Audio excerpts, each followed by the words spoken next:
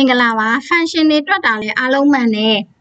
ကိုရေးထားတဲ့ data တွေကလည်းအားလုံးမှန်တယ်မှားတာမျိုးမရှိဘူးဒါပေမဲ့ဒီလိုမျိုး function တွေကိုတွက်တဲ့အခါမှာ spell error ဘာကြောင့်ထွက်တာလဲဆိုတာကိုဒီနေ့ video lesson လေးမှာကြည်ပြနဲ့အတူတူလေ့လာကြည့်ရအောင်เนาะအဲ့တော့ကိုကဒီမှာရေးထားတဲ့ data ကလည်းမှန်တယ်ပြီးကိုတွက်ထားတဲ့ function ကလည်းမှန်တယ်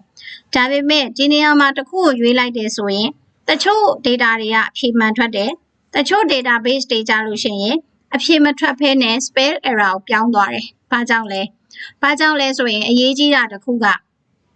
function တွေရဲ့အောက်မှာမလိုအပ်တဲ့ data တွေကိုဆဲခွက်အလွတ်တွေမှာဆဲခွက်လွတ်တယ်ထင်ပြီးတော့မရေးထားပါနဲ့။ဒါဆိုရင် तू က spell error ရဲ့သဘောတည် तू အလုပ်လုပ်ရမှာကဒီ G5 ကနေပြီးတော့မှဒီ area အတွင်းပေါ့နော်။ dotted line area အတွင်းမှာ तू ကဒီအထိကို तू အလုပ်လုပ်မှာအဖြေကအကုန်ကမှန်ပါ။အဲ့ဒါကိုမှကြည်ပြတို့တွေကဘယ်လိုလုပ်လိုက်လဲဆိုရင်သူ့ရဲ့ area ထဲမှာစာသွားရေးလိုက်တာအဲ့လိုမျိုးသူအဖြေထုတ်ရမယ့် area ထဲမှာစာတွေပါနေတယ်စာတွေရှိနေတယ်ဆိုလို့ရှိရင် spell error ထွက်ပါတယ်သူဖြည့်ရမယ့် data မှာအကွက်အလွတ်ကတစ်ကွက်ကမဖြစ်နေတဲ့အတွက်မရှိနေတဲ့အတွက်ကြောင့်မလို့ဘာဖြစ်သွားလဲဆိုရင် spell error ဆိုပြီးတော့မှအဖြေ error လာပြတာဖြစ်ပါတယ်ဒါကြောင့်မလို့ကိုက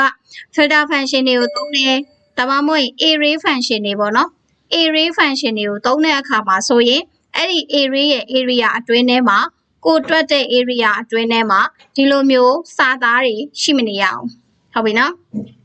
အဲ့တော့ဒီစာသားကိုအပေါ်ရွှေ့လိုက်တယ်ဆိုရင်သူကဒီမှာအဖြေကသူ့ရဲ့ area အတွင်းထဲမှာလွတ်လွတ်လပ်လပ်အဖြေမှန်ထွက်လာပါလိမ့်မယ်အဲ့တော့ကိုရဲ့ Excel ထဲမှာဒီလိုမျိုး spell error ထွက်တယ်ဆိုရင်ဒီအချက်ကလေးကိုသိချလေးစစ်ပေးပါဒီအချက်ကလေးကိုသိချလေးသတိထားပေးပါရှင်ကျေးဇူးတင်ပါတယ်ရှင်